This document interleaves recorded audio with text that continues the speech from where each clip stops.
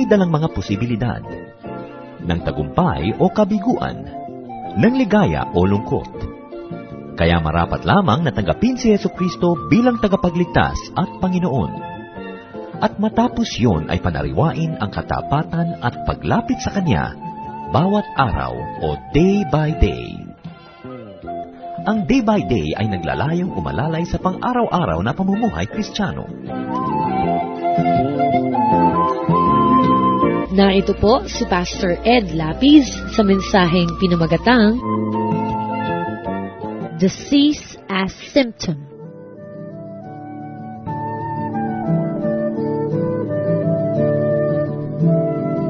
Genesis chapter 12, verses 10 to 13. Now there was a famine in the land, and Abram went down to Egypt to live there for a while, because the famine was severe. As he was about to enter Egypt, he said to his wife Sarai, I know what a beautiful woman you are. When the Egyptians see you, they will say, this is his wife. Then they will kill me, but will let you live. Say you are my sister, so I will be treated well for your sake, and my life will be spared because of you. So Abram wanted to escape hunger, so he fled to Egypt with his wife Sarai.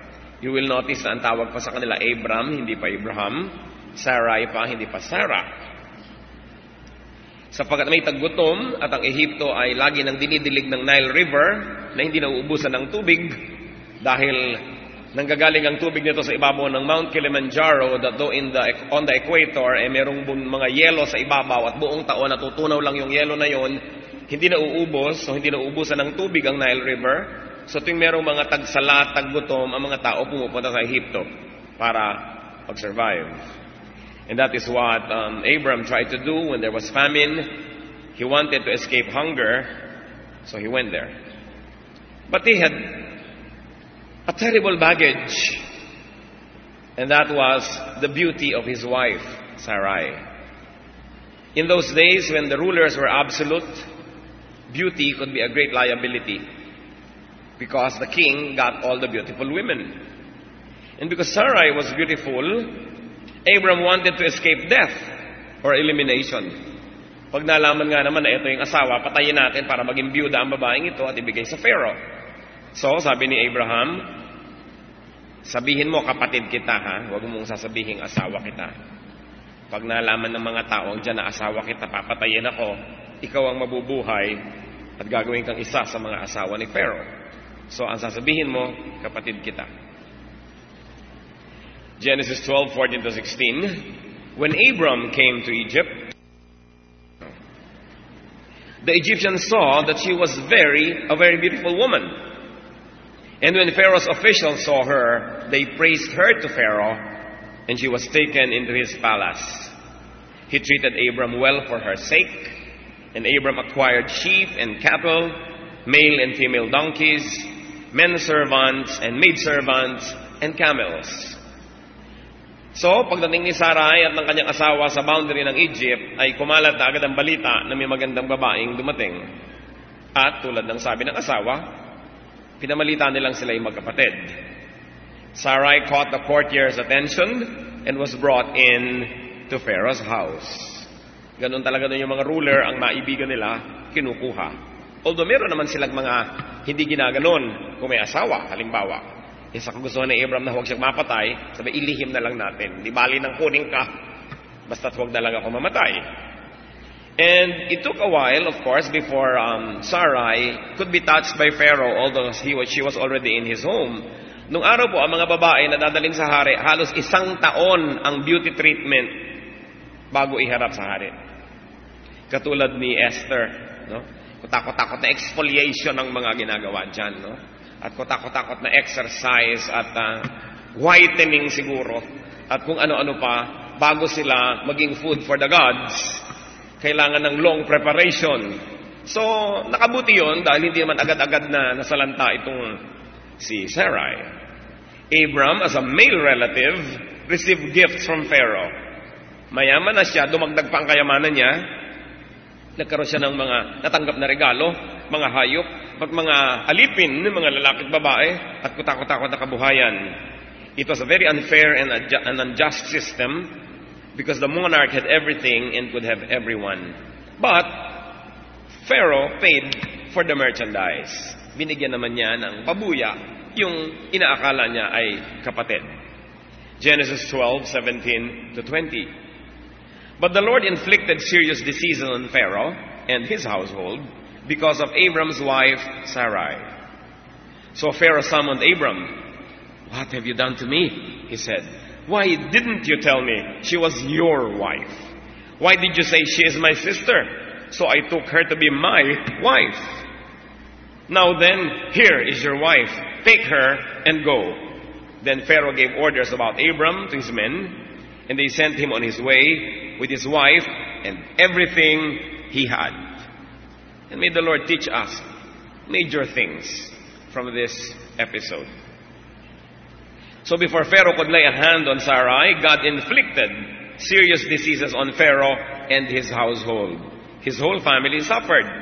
Not really as a disease by itself, but as a symptom, as a sign of yet another serious disease. And what was that?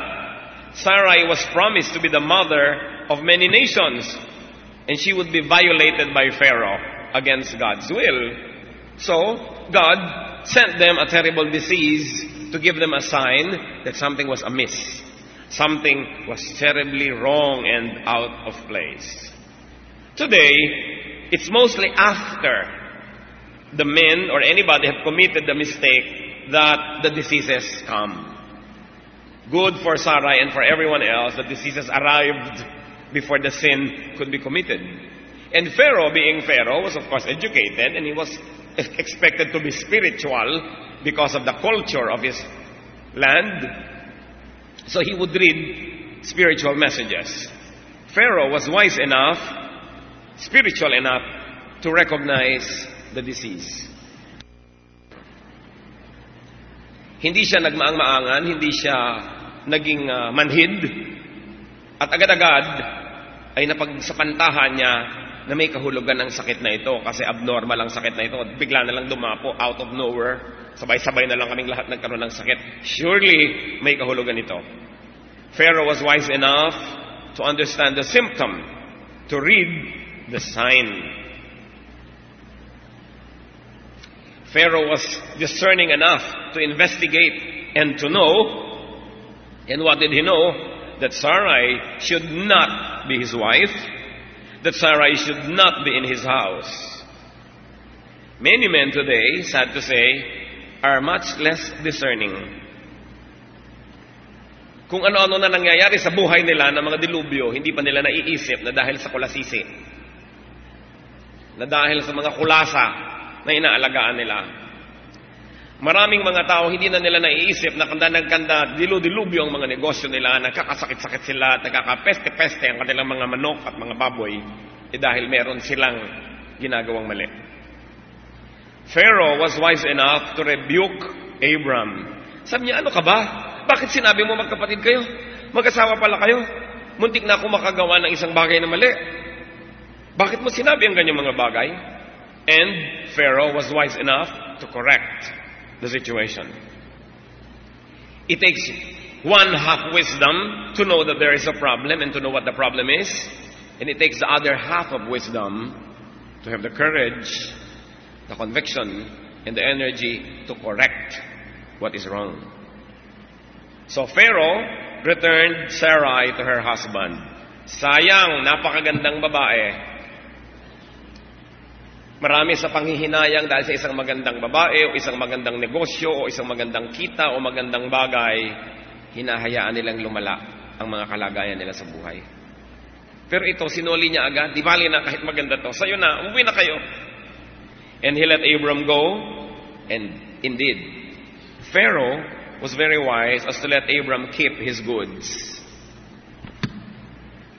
Na-realize niya, hindi ordinaryong tao ito na maaagawan ko pala ng asawa. Hindi ordinaryong babae ito na bigla ko na lang sinungkit. So hindi ko nababawiin ang mga regalo ko. Obvious ba na pinagpapala ito ng Diyos? Alam niyo mga kapatid, yung mga pinagpapala ng Diyos, pagpalain niyo rin. so that you will be on the same side as God. You will be on the side of God. Whoever God blesses, you bless. You will be in good company. Whoever God protects, you protect. In fact, do not assault whoever God protects, because you will find yourself fighting God. At ito ang nakita ni Pharaoh. Hindi ko dapat galawin ang mag-asawang ito, at hindi ko na dapat bawian pa na maibinigay ko. Kanila na, umuwi na sila. Ano-ano pa po mga kapatid ang pwede nating mapala sa kwento na ito? Very importantly, in our life today, what can we learn from this story? Read signs. God is the same yesterday, today, and tomorrow. The same God that warned Pharaoh is warning us whenever something is about to be done that would offend him. The same God warns us while we are doing it. And the same God will have the same punishments awaiting people who break very, very cardinal and very basic laws of morality and decency.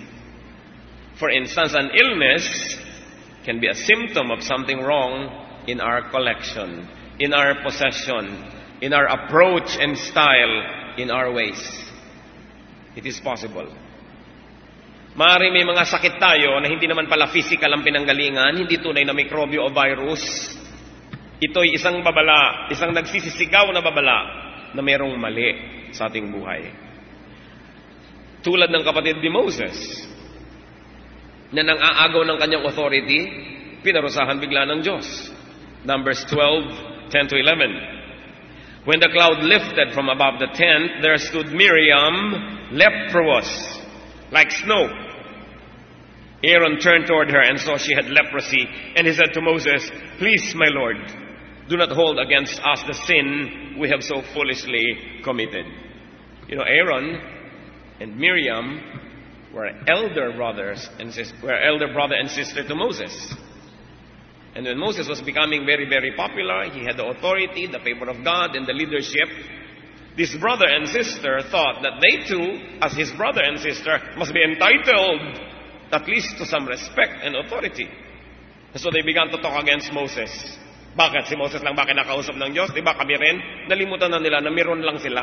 Nandun lang sila audience pag kinakausap ng Diyos si Moses. Akala nila, kasali na nga sila. At nagalit ang Diyos, binigyan ng bigla ng ketong itong babaeng ito. At biglang naging Lord ang tawag nitong kuya sa kanyang kapatid. Dahil nagkaketong yung isa, sa takot na lang niya magkaroon din siya. Hindi physical lang pinanggalingan ng illness na yon. Nobody infected Miriam.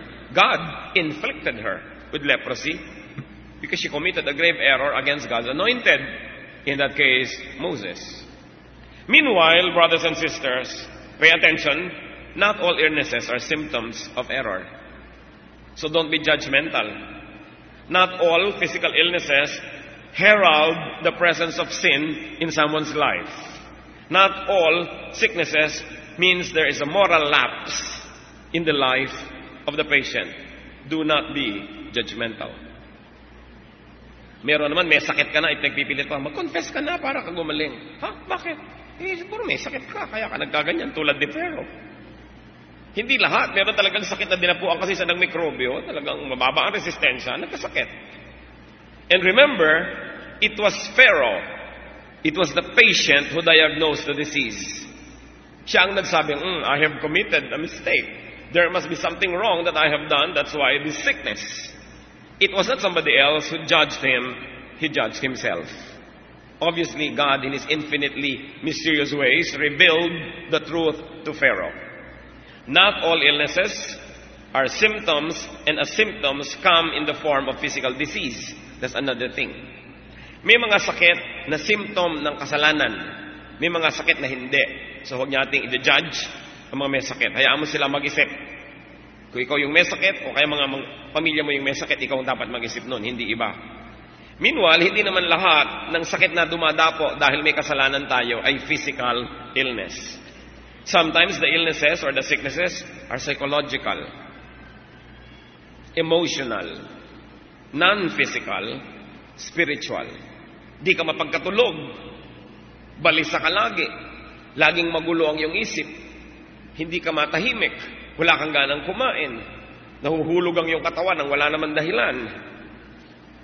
So, it can be a sign that something is spiritually wrong. Other signs can be financial problems that never go away. Professional and technical problems that never go away. Yun ay expression lamang na merong spiritual illness. Kahit ano na lang ang gawin mo, laging mali.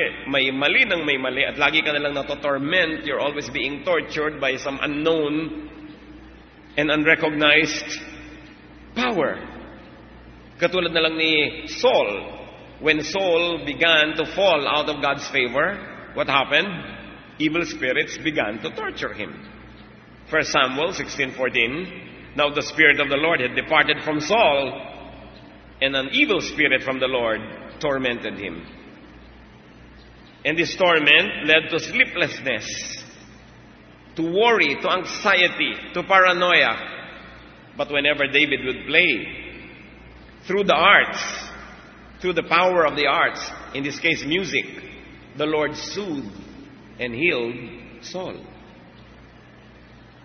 Just like the Word of God, the arts can comfort the afflicted, but the arts also afflict the comfortable, just like the Word of God. And so it's important. I'm being afflicted. I don't feel well. I'm always worried. There's always something wrong. Nothing that I do ever develops or progresses or succeeds. It's time to think, maybe there is a spiritual illness.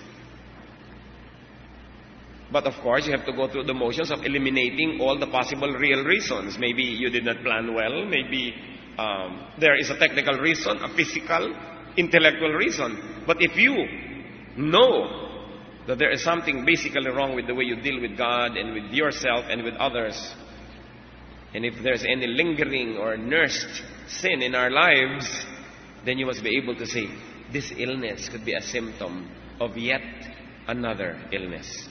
Read the sign. It's important to do so. And should any one of us find out that there really is indeed a spiritual illness, rid yourself of the infection. Kadalasan naman mga kapatid, alam naman natin kung may ginagawa tayong mali. Alam naman natin kung ano yung mali na rekado ng buhay natin. Kaya kung nagkakagulo-gulo na, alam niya naman kung anong tatanggalin eh. So, Pharaoh returned Sarai immediately. Alam niya ito eh. Ito yung bago sa equation. Ito yung bagong dating. Everything else remained the same. Nung dumating siya, nagkaganito na. So, ito ang may dala-dala nito. Cleanse your house, my brothers and sisters. Cleanse your body.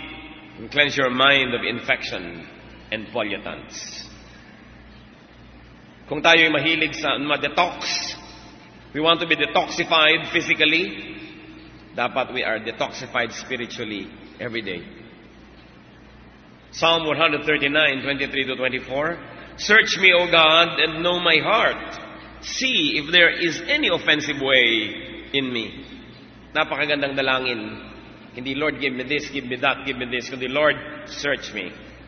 Tell me if I'm offending you. Make it clear to me. In Romans 12:2, do not conform any longer to the pattern of this world, but be transformed by the renewing of your mind. Then you will be able to test and approve what God's will is. His good, pleasing, and perfect will. So huwag nang makiayon sa mga hindi dapat ayunan. Huwag nang sumama sa mga hindi dapat samahan. Magpasiyasat sa Diyos at palinawin ng Diyos kung ano yung nasa buhay natin na wala dapat doon. Sapagkat dapat yon natanggalin.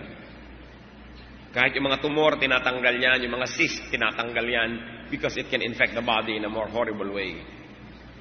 You do surgery. But very importantly, we do spiritual surgery. So we ask God to search us. Especially if there are illnesses. Remember yung mga illnesses na pinag-usapan natin, pwedeng physical, pwedeng hindi. Basta something is wrong, something gives you discomfort or pain, then think and have a one-on-one with God. Many households, many families are infected by germs that a member brings in. Just like the household of Pharaoh. Because Pharaoh brought in a woman that should not be in his house, he and his entire family suddenly had horrible diseases. A husband, a wife, a son or daughter can bring into their house immorality, vices, drugs, trouble, errors, and everybody in the house is affected. Kasabihan natin, ang sakit ng kalingkingan, ramdam ng buong katawan. Talaga. Subukan ninyo na ma-murder cure. Na nahiwa ka ng manikurista, ang liit-liit ng hiwa, ramdam ng buong katawan mo. Ganon din yun. Kahit pinakamaliit na miyembro ng ating pamilya, pag nagdala yan ng infeksyon sa loob ng ating tahanan, ramdam nating lahat. Lahat ay apektado. Lalo na kung yung mga leader ang nagdala. Mga tatay na nagkakaroon ng affair, mga nanay na nagkakaroon ng affair, o kaya mga wrong decisions in their lives, even wrong business decisions affect the family. Mga anak na 8 taon na sa high school, naapektuhan ng lahat yan. Mga anak na uuwi na lang biglang buntis, hindi naman sila dapat naging buntis, kundi dapat gumraduate. Naapektuhan ng lahat.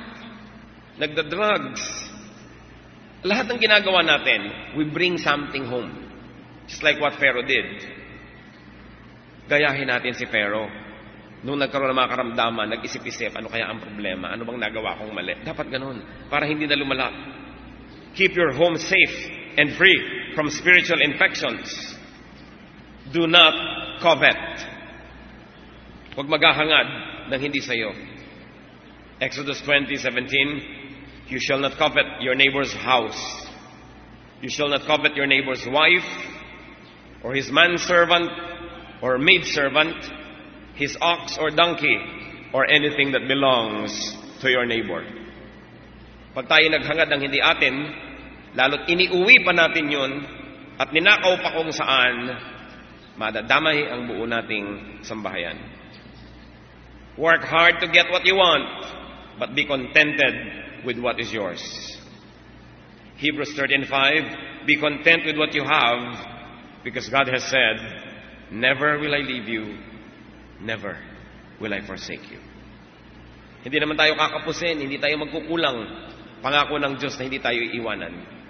So kung ano ang nagkakaroon tayo, dahil yun ang bagay sa atin, dahil yun ang karapat-dapat, dahil yun ang kinita natin, yun ang bagay sa ating mga pagsisikap, maging kontento tayo. At kung gusto nyo dagdagan yun at hindi kayo kontento doon, dagdagan nyo ang pagsisikap, dagdagan nyo ang paghihirap, pero huwag maghahangad ng hindi sa inyo. And just in case that any of us has brought something home that we should have not brought home, meron tayong pinitas na hindi dapat pitasin, ninakaw na hindi dapat nakawin, inangkin na hindi dapat angkinin, recognize it as a mistake, as a sin, and pay for damages. Restitute, as in Pharaoh's experience. Pinagbibigyan niya ng kabuhayan at hindi na niya binawi. Dahil naabala rin niya, nagambala din niya, nagkaroon din ng anguish yung mga tao, nagkaroon din ng hirap ng loob. Hindi sapat, mga kapatid, that you say sorry, well, it is good.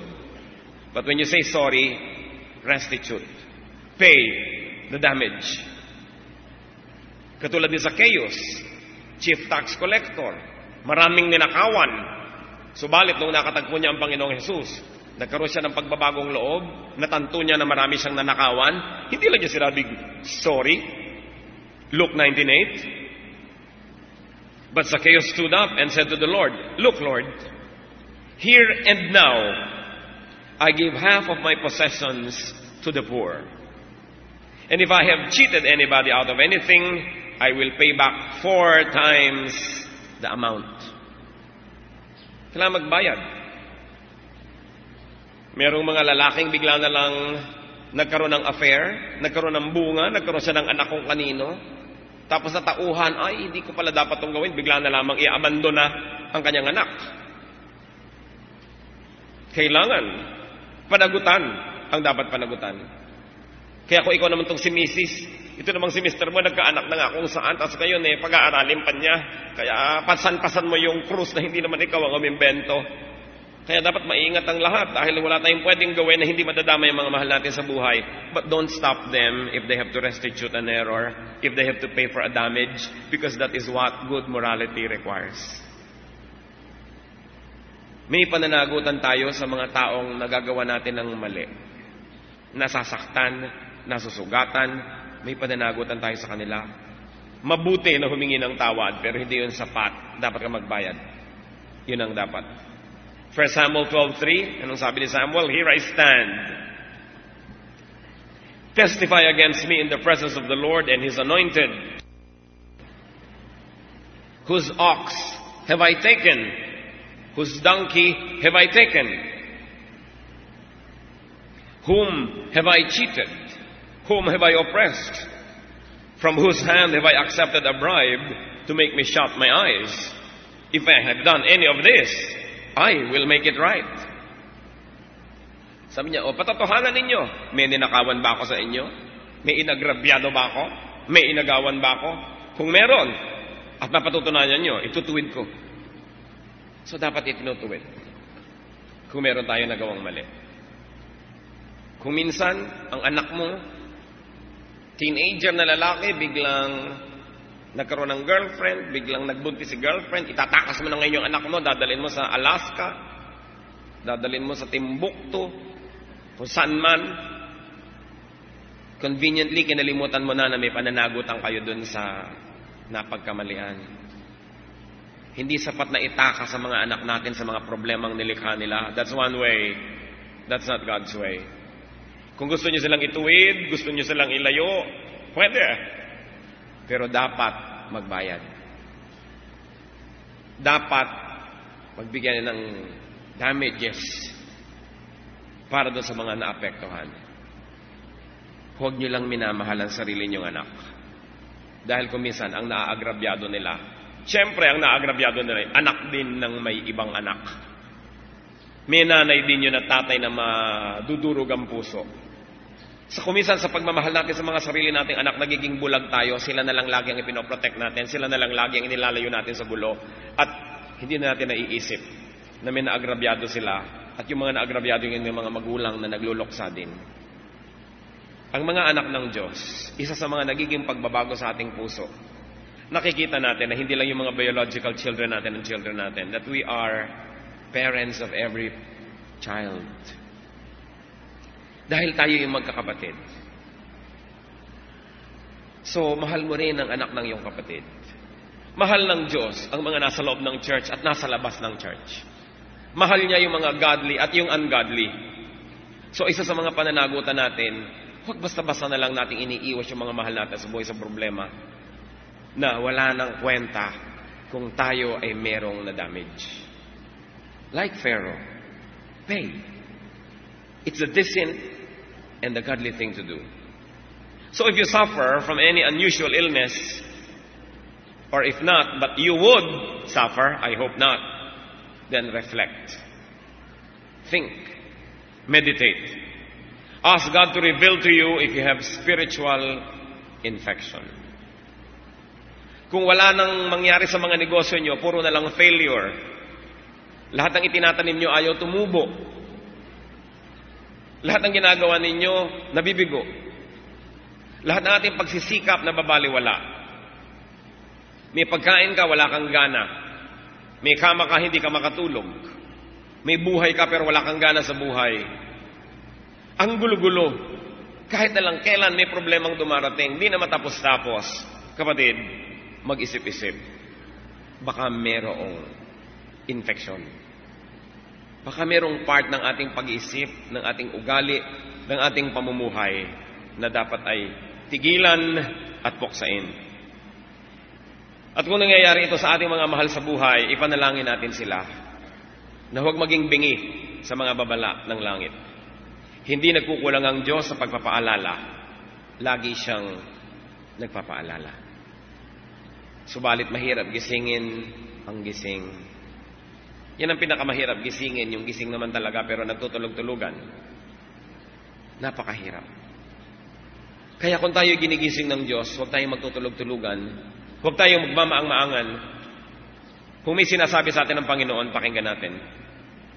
Let us examine ourselves and search our hearts for the spirit of covetousness. Could it be that we are desiring things that we should not even laying our eyes on?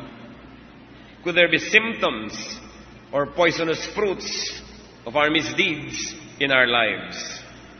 Aming Diyos, nagsisikap kami, Panginoon, at lumalapit sa inyo. Humihingi kami, Panginoon. We ask you, Father, search our hearts.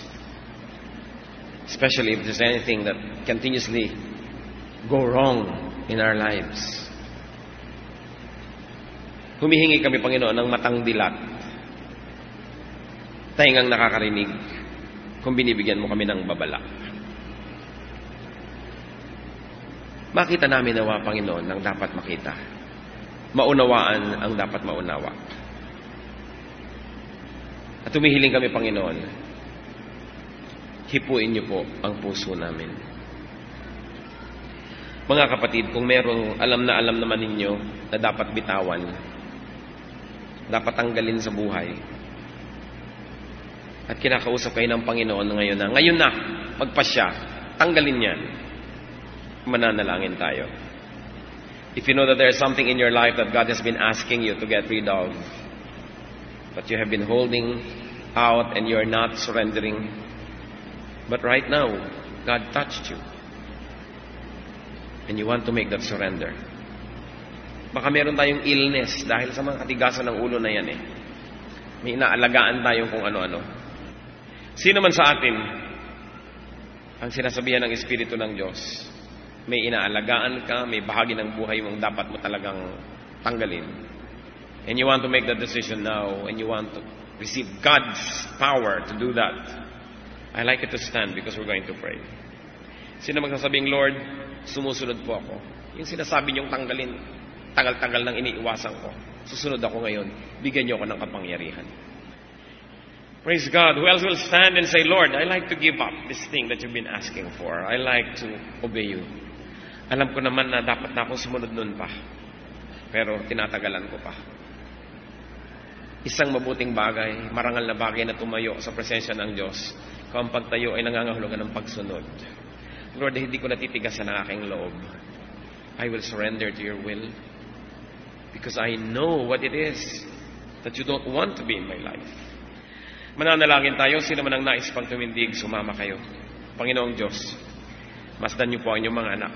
Nagpapakumbaba, tumitindig, upang humingi sa inyo ng lakas at kapangyarihan na mapanindigan ang tama, matanggal ang mali sa buhay. Mga kapatid, kung alam niyong mali ito, sa ilang saglit ng katahimikan, humingi kayo ng tawad sa Diyos. I cannot do that prayer for you. If there's something that you want to seek forgiveness for, do that. Do it yourself, between you and God, in some moment of silence. Purihin ka, O Diyos, sa iyong tagumpay, sa puso ng iyong mga anak. Na iyong mga salita ay hindi babalik sa iyo na hindi umani ng itinanim mo. Your words will never return to you empty without accomplishing the purpose for which you send it, O God. And we praise you and thank you for your victory in the lives of our many brothers and sisters who now stand on their feet and say, Lord, take over. I surrender this that you are asking for. Alam namin, Panginoon, na ang mga hinihingi mo sa aming isuko namin ay talagang makakabuting isuko namin. Hindi mo kinukuha para alisan kami ng kasiyahan, kundi upang alisan kami ng mga sakit, alisan kami ng mga lason sa aming buhay. Kayo na nakaalam ng dahilan ng pagtindig na yung mga anak na ito, tanggapin niyo, Panginoon, ang isinusuko. Tanggapin ang inyong makapangyarihang kamay at ilibing ito sa pusod ng dagat. Ilayo sa iyong mga anak kung gaano kalayo ang silangan sa kanluran. Patawarin mo ang lahat ng humihingi ng tawad sa iyong pangalan, Panginoon. Bigyan niyo po ng lakas na makapamuhay, na bibitawan ang dapat bitawan at hahawakan ang dapat hawakan. Father, we ask that you replace in the hearts of these brothers and sisters, those that will be removed by this surrender, replace the space with your love and your power and joy. Replace it with your prosperity and fruitfulness and happiness. Replace it with your peace. Ang lahat, Panginoon, ng mababakanting espasyo sa puso ng nagsusuko ng mga bagay-bagay na ito, palitan ninyo ng kabanalan, ng kasiyahan, ng kapangyarihan, At palitan niyo, Panginoon, ng kapangyarihan na sa inyo lamang nagmumula.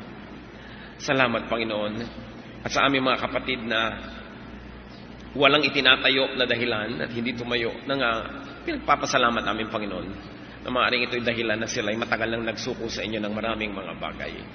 Kung may mga kapatid kami na dapat tumayo at hindi ito ginawa, Lord, may your Spirit continue to talk with such people. Palambutin niyo po ang aming mga puso so that when you speak, O God, we don't harden our hearts as in the rebellion, but we soften our hearts and surrender to your will. Magsiupo po kayo, mga kapatid, at patuloy tayong lahat yumuko sa presensya ng Diyos at manalangin.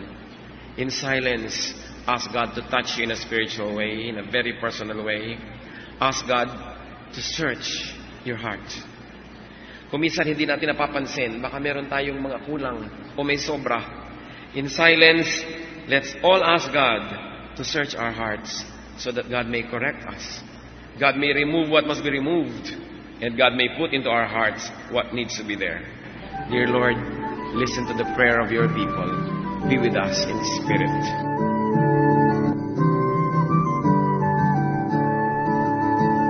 Ang katatapos pong mensahe ni Pastor Ed Lapiz ay pinamagatang Disease as Symptom.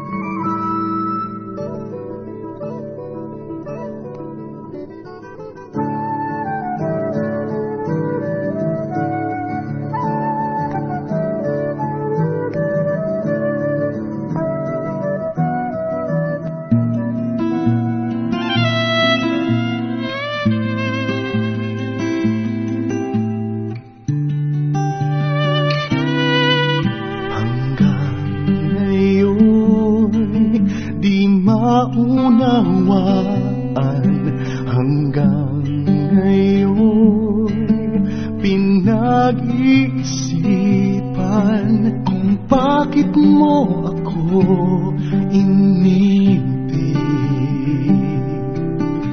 Kayong ako hindi kaibig-ibig.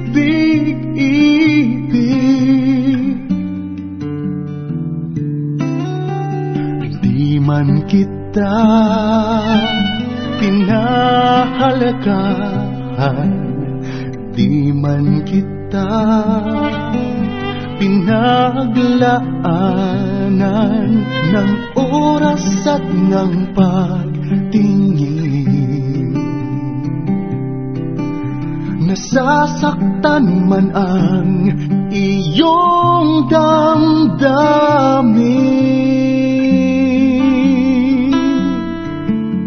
Sino ako upang bigyang pansin?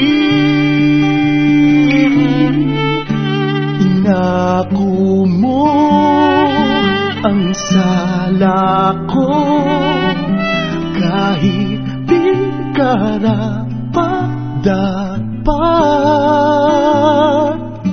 Inalay mo ang buhay mo, ang kamatayan para sa akin. Iniyako mo.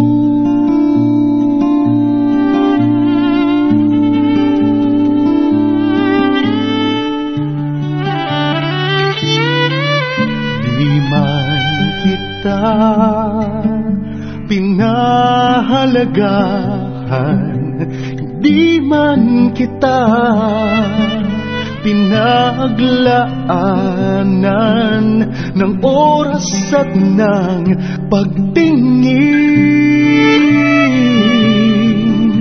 Nasasaktan man ang iyong damdamin.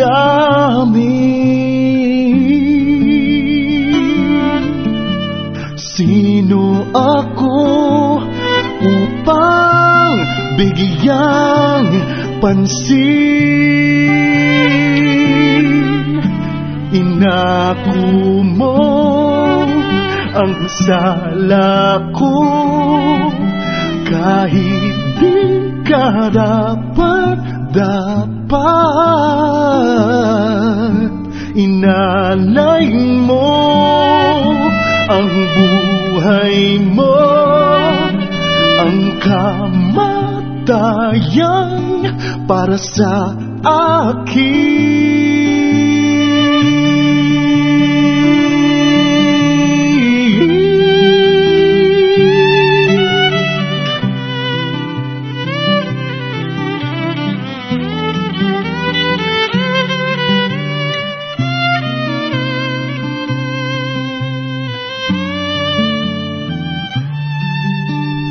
Inako mo ang sala ko kahit di karapat-dapat.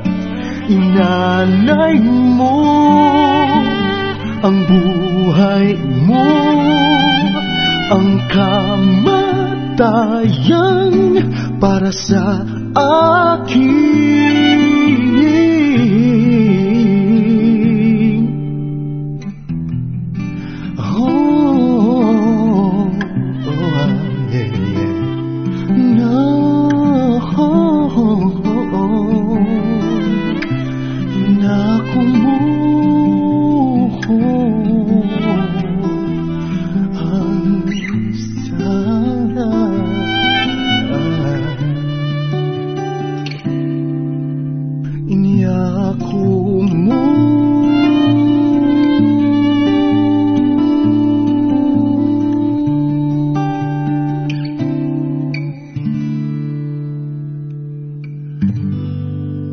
Kung kayo po ay na-bless ng programang ito o may comments o suggestions, mag-text sa Radio Listener Text Liwanag.